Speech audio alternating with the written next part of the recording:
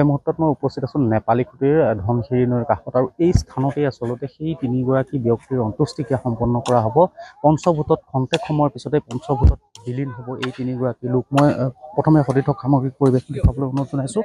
এই মুহূৰ্তত সম্পূৰ্ণ যা যোগাৰ চলি আছে, যি আচলতে চিকাৰ বাবে খৰিসমূহ আচলতে কৰা হৈছে। খন্তেক পিছতেই আচলতে তিনিটা মৃতদেহ এই স্থানত উপস্থিত হ'ব আৰু মই প্ৰথমে সেই পৰিৱেশ দেখুৱাই যাবলৈ অনুৰোধ জনাইছোঁ। সতীৰ্থক আচলতে যোৱা 25 ডিচেম্বৰ তাৰিখে অৰুণাচললৈ ফুৰিবলৈ গৈ 26 ডিচেম্বৰ তাৰিখে দিবাং ভেলী জিলাত আচলতে দুৰ্ঘটনা সংঘটিত হৈ 3জন লোকৰ মৃত্যু হৈছিলে, 4জন লোকৰ মৃত্যু হৈছিলে আৰু 4জনৰ ভিতৰতে এজন ব্যক্তি আচলতে অজয় চেত্ৰী ওৰফে মনোজৰ আচলতে শদিয়াৰ বাসগৃহত তেওঁৰ অন্ত্যেষ্টিক্ৰিয়া ইতিমধ্যে সম্পন্ন হৈছে আৰু তাৰ পৰৱৰ্তী পৰ্যায়ত আচলতে এই তিনিগৰাকী ব্যক্তি আজি পুৱাৰ ভাগত আচলতে নিজ বাসগৃহত উপস্থিত হৈছে আৰু ইতিমধ্যে নিজ বাসগৃহৰ পৰা এই স্থানত আচলতে অন্ত্যেষ্টিক্ৰিয়াৰ বাবে আচলতে সেই নশ্বৰ দেহসমূহ আনি থকা হৈছে। মই প্ৰথমে সেই পৰিৱেশ দেখুৱাই যাবলৈ অনুৰোধ জনাইছোঁ সতীৰ্থক আৰু মোৰ লগতে এই মুহূৰ্তত স্থানীয় লোক আছে, খুৰাক আছে। মই তেখেতৰ আত্মীয়, তেখেতৰ পৰা জানিব বিচাৰিছোঁ সম্ভৱ এটা কৰুণ ঘটনা। এতিয়া ঘৰখনত কেৱল মাত্ৰ 2টি সন্তান ৰৈছে, এগৰাকী বোৱাৰী। কেনে পৰিৱেশ আছে এতিয়া?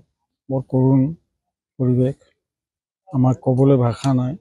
আজি হাজাৰ হাজাৰ লোক ওলাই আহিছে আৰু এই শোকাকুল পৰিৱেশত আমাৰ অংশগ্ৰহণ কৰি আমাক এই শোকৰ ছাঁত আমিও এই ৰাইজসকলে উপস্থিত দেখি আমাৰ যি দুখ সেইখিনি সকলোৱে অংশগ্ৰহণ কৰাৰ কাৰণে, শ্বেয়াৰ কৰাৰ কাৰণে আমি খুবেই আজি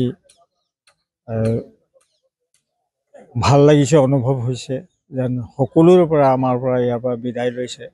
অকল আমাৰে নহয়, সকলোৰে সন্তান বুলি মই ভাবিলোঁ। মোৰ ভতিজা হয় ৰঞ্জিত চেত্ৰী, আমাৰ সুৰজ চেত্ৰী, মীনা চেত্ৰী, তিনিগৰাকীয়ে মোৰ ভতিজা বোৱাৰী। এতিয়া তেওঁলোকৰ একমাত্ৰ সন্তান 2টি থাকিছে, সৰু 14 বছৰীয়া ল'ৰা ৰণকেশ্বৰ বুলি আৰু ছোৱালী ৰশ্মি চেত্ৰী আৰু একমাত্ৰ বুঢ়ী আইতা। তো এইসকলক এৰি থৈ যায়। এতিয়া আগন্তুক দিনত এইসকলক চোৱা চিতা কৰিবৰ কাৰণে যি গধুৰ দায়িত্ব আমাৰ ওপৰত আহি পৰিছে, গতিকে আমি প্ৰশাসনক বা সকলো চৰকাৰক আমি অনুৰোধ কৰিছোঁ এই পৰিয়ালটোক যাতে কিবা আৰ্থিক সাহাৰ্য এটা প্ৰদান কৰি তেখেতসকলক ঘৰখন পৰিচালনা কৰিবৰ কাৰণে। তেখেতসকলৰ আৰ্থিক অৱস্থা একেবাৰে বেয়া, সেইকাৰণে একমাত্ৰ জীৱিকা পথ তেওঁলোকৰ ল'ৰা 2টি আছিলে, সেই 2টি হেৰুৱাৰ ফলত তেওঁলোকে এতিয়া একেবাৰে নিঃসহায় অৱস্থা। সেয়েহে মই অনুৰোধ কৰোঁ তেখেতসকলক যেন চৰকাৰে কিছু এককালীন সাহাৰ্য এতিয়া আগবঢ়ায় আৰু সেই পৰিয়ালটোক উদ্ধাৰ কৰিব বুলি মই আশা কৰিছোঁ। শুনিবলৈ পাইছোঁ যে যিগৰাকী আচলতে মাতৃ হৰিমায়া চেত্ৰী, তেখেতক আহিছিলে। মাতৃ নহয়, তেখেত আমাৰ ৰঞ্জিত চেত্ৰীৰ ঘৰৰ মানুহ হয় হৰিমায়া। তেখেত ঘৰলৈ আহিছে, তেওঁ ডিব্ৰুগড়ত আছিলে। তেখেত কিছু অকণমান হ'লেও ভাল পাইছে, হ'লেও অৱস্থা ইমান ভাল নহয়, সুস্থ হৈ আছে এতিয়াও।